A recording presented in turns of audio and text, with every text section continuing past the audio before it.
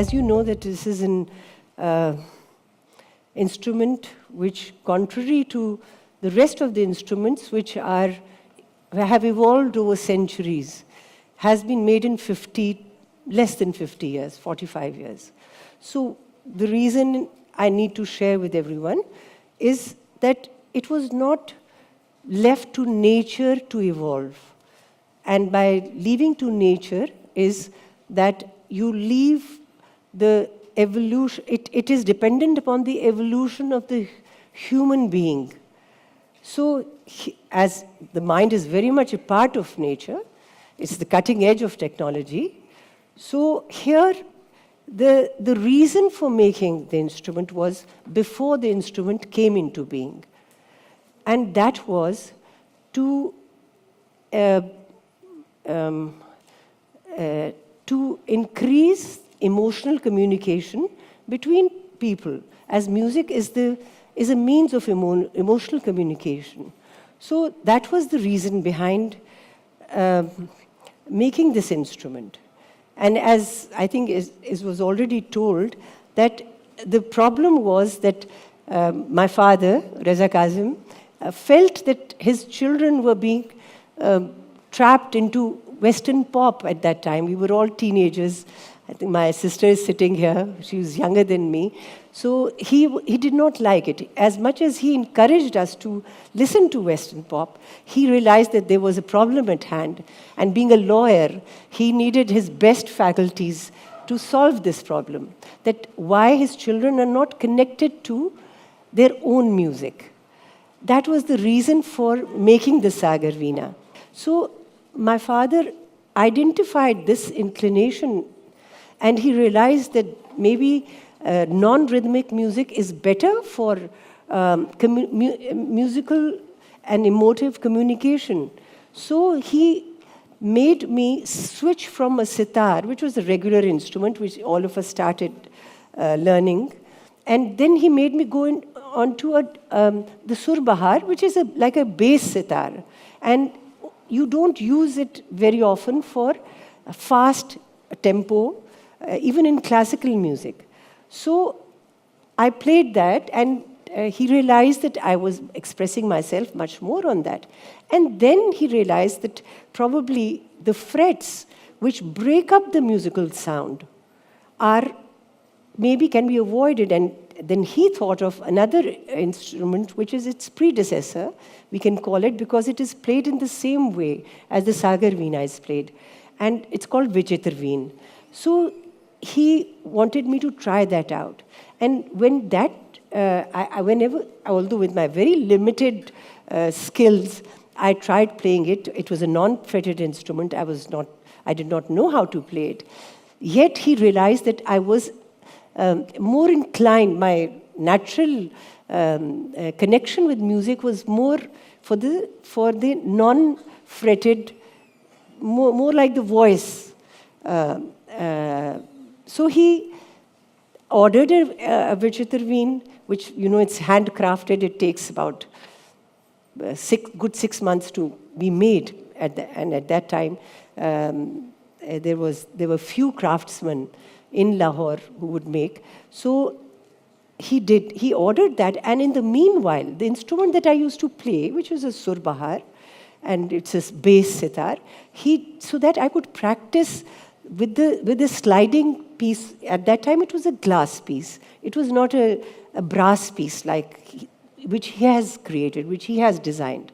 So with that, he made me practice on the non-fretted sur bahar, which I was used to playing, by just removing the frets and putting it on a foot ruler, and made me play with an ashtray, a piece which was again a piece of glass, and of course plucking with the same mizrabs. So that sounded much better. And that is where he thought that the most crucial part of this instrument, which is the bridge, which transmits the sound into the instrument, was placed differently to the Vichitra Veen.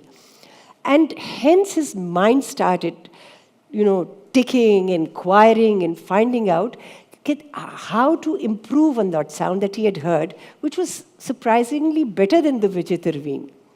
So that's when the story of the Sagar Veena begins. And this was, I think, March 1970, when I was about nearly 16, 15 and a half.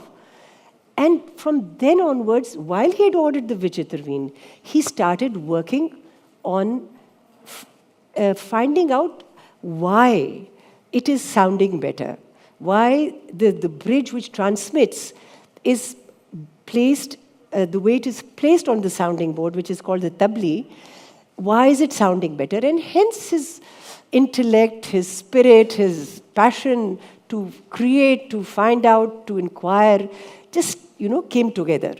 And then this work started. So what he did was that he also had conceived of a certain instrument, which is there, and it is the Sagar Veena's first prototype. And he also ordered to another instrument maker, not the same one, who was also sort of close by. They were actually in Gwal Mandi at that time, in the inner city, close to the inner city. So they were sitting, those two musical instruments shops were close by. So he ordered a certain design, which is the first prototype of the Sagar Veena, on another musical shop where there were other craftsmen. So there begins the journey of Sagar Veena. So now at this stage, I think what I would really like to point out is that apart from, we can briefly go into the fact that it is a radical departure, the design is a radical departure from the existing instruments which are stringed and which are played, which are plucked all over the world. It's actually a step in the evolution of musical instruments, because here he has separated the functions of the instrument into two parts.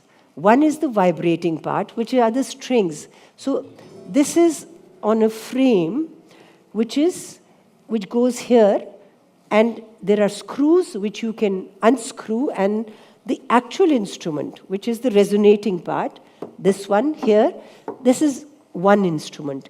And the strings are so taut and put so much tension that he separated it. So this is a process that went on for 30, 40 years until he standardized.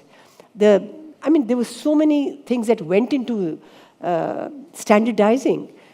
So this separate part actually comes out if you unscrew. So he built two separate parts which were absolutely opposite of each other. One was the resonating part, which had to be wafer thin. And he went through stages of making this, finalizing this design. And then there was the tough part, which was the vibrating, because it has 10 strings and a lot of tension, so it had to be reinforced. So this wooden part is not just wood, it has got steel inside and a titanium rod inside to keep it strong so that it doesn't bend, because then this sound changes.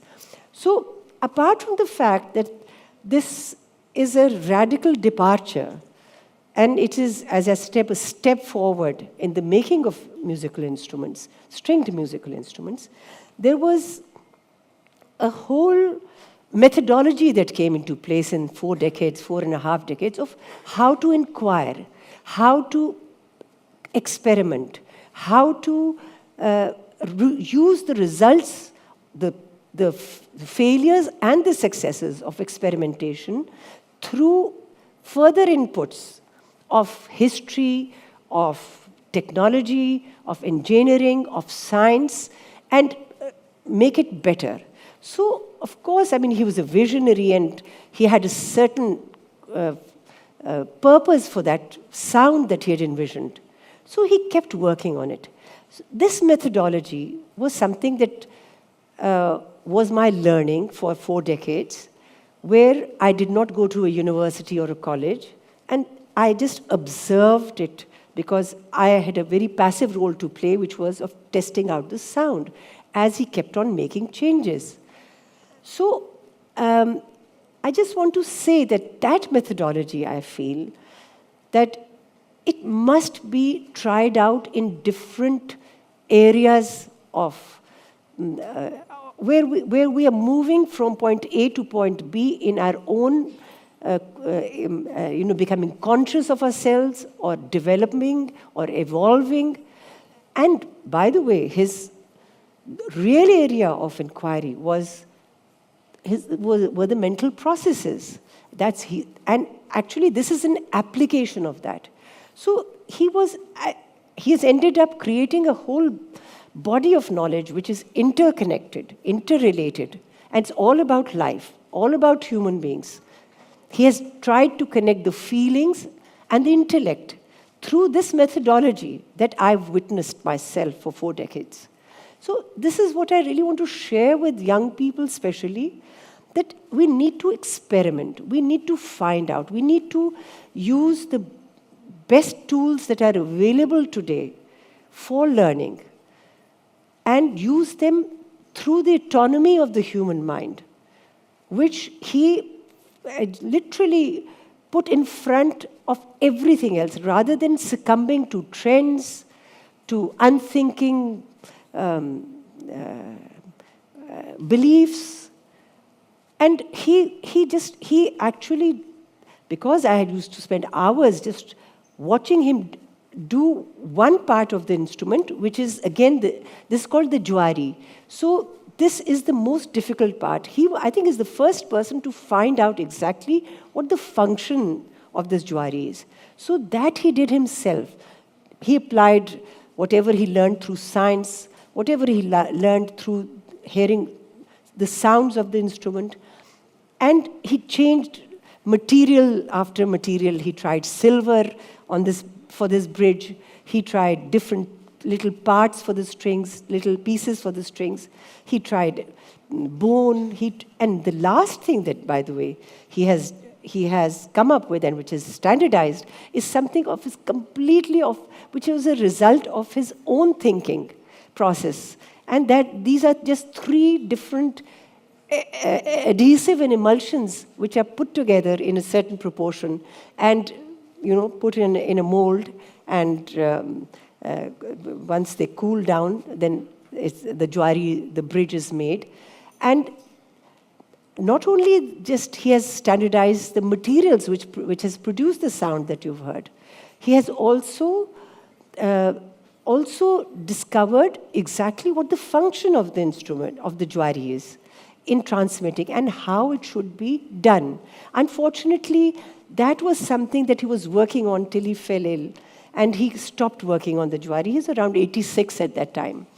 And hence that part, the most crucial part of the instrument, is left incomplete, unfortunately. I hope in times to come, with new instruments and technology and mental tools, I hope that this will also be standardized and maybe improved. Maybe the sound improves through that.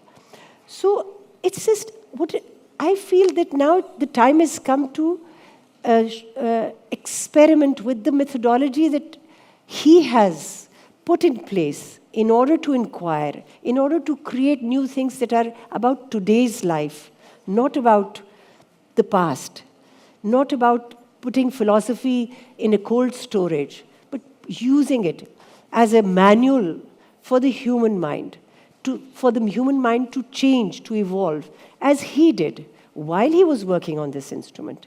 So he also had an idea about the music that it will produce, and he called it Sanjan Sangeet, which, I think I'm still, nowhere near Sanjan Sangeet, or, I'm not even on that path. But yes, I have a vision of Sanjan Sangeet, as I have closely observed him, that it is based on rationality, it is based on where a human being is capable of going emotionally, that resolved emotions, what they can produce. They can produce magic. They can produce things that we have only heard of, or dreamt of. And because that's what the human mind is capable of. And that's what he worked all his life, to figure out how the mind works. And this is a product of that.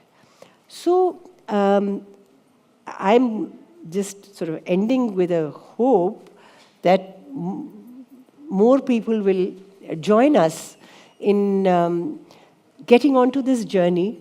Now that he's not there, we will have more and more people to help each other, to be passionate about their own work, and get on with whatever they're doing, even if it's the most menial of work. I think this is the message of the Sagar Veena. There's a lot to share about the Sagar Veena, but I think some other time, as we're short of time, and just to mention that each and every part of the Sagar Veena is innovated by Raza. There is no part which you can see or understand in the previous instruments, the stringed instruments. So that is a study in itself. That is something that people who would be interested would love to, inquire and find out more, and maybe make it into some objective, body of knowledge which can be used for posterity. But it all depends upon how many different kinds of skills come together and create that. So thank you very much for just having an introduction to the Sagar Veena. Thank you.